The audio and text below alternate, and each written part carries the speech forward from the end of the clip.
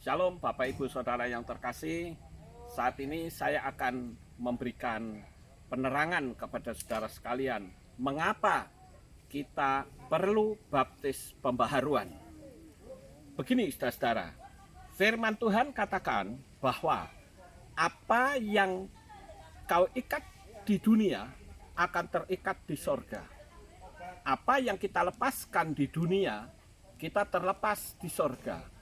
Oleh karena itu, saudara-saudara, jikalau kita dulu dibaptis dalam nama siapa, nah itu nama yang mengikat. Saya ambil contoh misalnya.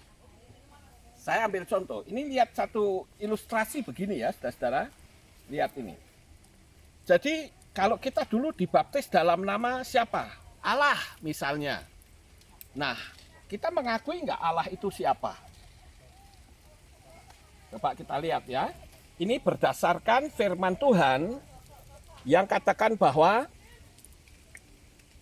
dalam nama Allah Bapa, kita tahu bahwa Allah itu adalah nama, bukan sesembahan atau generic name, tetapi personal name.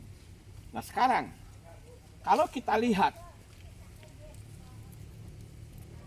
saat kita dibaptis dalam nama siapa? Nah, ini ada ikatan, saudara-saudara. Bentar ya.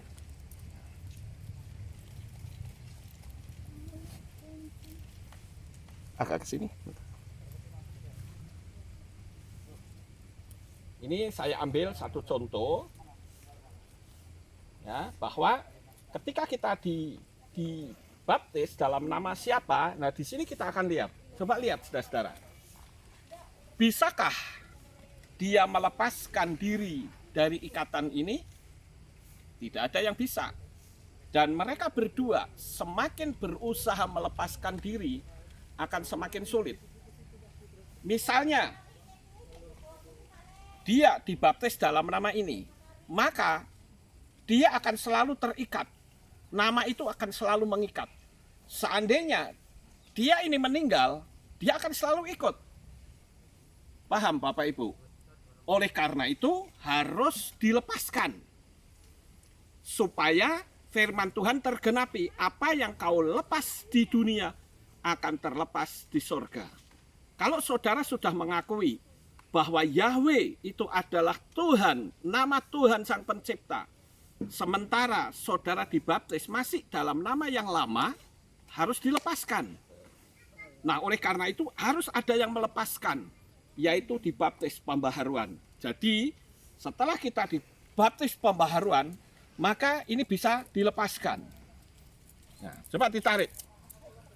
Dia bisa lepas, saudara-saudara. Nah artinya ketika dia meninggal, dia nggak bisa ikut. Kenapa? Karena sudah dilepas.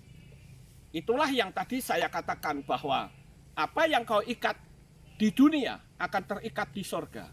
Ketika kita dibaptis dalam nama sesembahan lain yang bukan dari Israel, maka nama itu akan terus ikut. Ya, jadi itu harus diputuskan.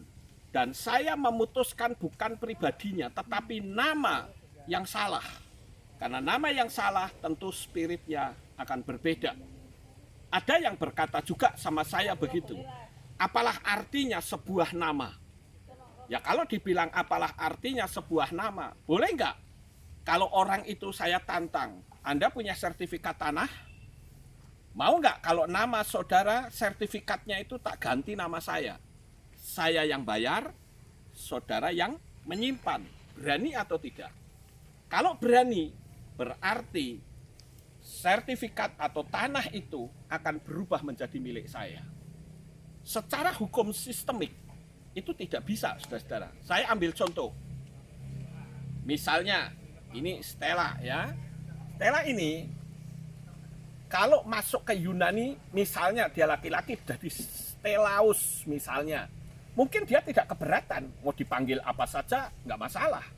Tetapi coba kalau ada orang yang mengirim uang dengan nama Stelaus, apakah bisa masuk? Tidak mungkin bisa, karena itu sudah sistemiknya Bapak Yahweh. Demikian juga Tuhan yang kita sembah, yang dipanggil oleh bangsa Israel, itu bukan Allah dan Yesus. Semua yang bergender laki-laki itu selalu ditambahi us.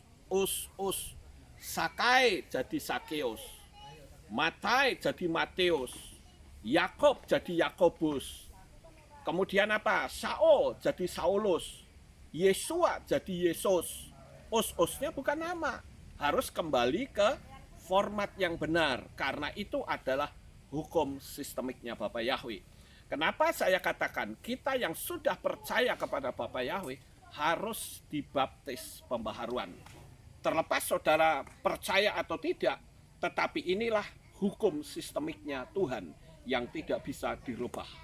Demikianlah Bapak Ibu Saudara, agar supaya saudara yang sudah percaya kepada Bapa Yahweh bisa dilepaskan dari ikatan yang lama, sehingga nama saudara akan tertulis di dalam kitab kehidupan. Inilah yang saya bisa sampaikan. Bapa Yahweh memberkati saudara sekalian. Sukses besar untuk saudara. Haleluya.